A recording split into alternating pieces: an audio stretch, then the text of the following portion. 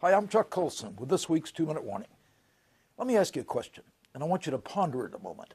Is it possible for freedom to survive where virtue doesn't thrive? In other words, can we have freedom without virtue? Well, take a look at very recent history. I've made the case over and over again that the 2008 economic collapse was not the result of economic factors, but the breakdown of moral and ethical collapse in American life. And now even a government commission agrees with this. The Financial Crisis Inquiry Commission issued a report that pins the financial collapse on the misbehavior of virtually every sector of American society: the government, Wall Street, banks, and yes, ordinary Americans.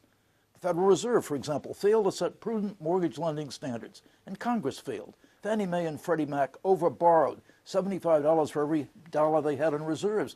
The Federal Housing Agency allowed Fannie and Freddie to dive headfirst into the subprime mortgage market, an unethical lapse of oversight. Then there's Wall Street.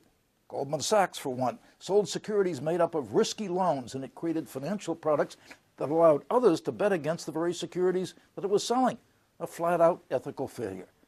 And too many ordinary Americans borrowed too much to finance houses they knew they couldn't afford.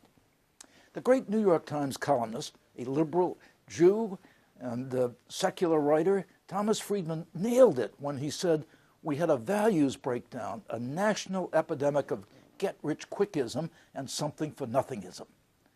A values breakdown? Precisely. Too many people failed to do the right thing. So come back to my original question. Can freedom endure without virtue in such a morally and economically bankrupt environment? The answer is no. This moral and economic collapse has led to the most enormous expansion of government since the Great Depression. No government can tolerate chaos. When the people fail to do the right thing, government inevitably steps in to impose its brand of order. This is precisely why Benjamin Franklin once said, "Only a virtuous people are capable of freedom. As nations become more corrupt and vicious, they have more need of masters."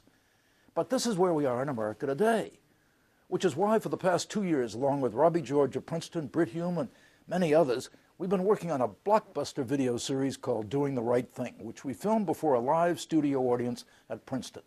In 6 sessions, we talked with business, military, and cultural leaders about such crucial questions as, is there truth that we can all know? And if we know what is right, can we do it? What does it mean to be human, and why does it matter? Can businesses be profitable and still do what is right for their customers, their employees, their communities? And then there's the question of ethics in political life. Folks, these are crucial questions for a free society. They affect us all.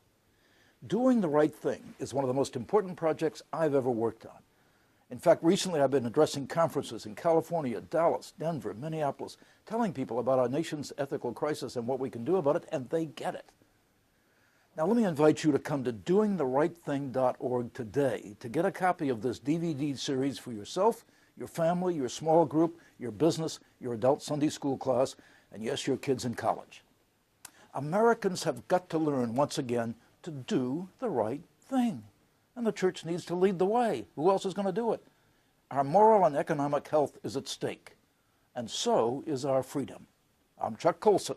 That's this week's 2-Minute Warning.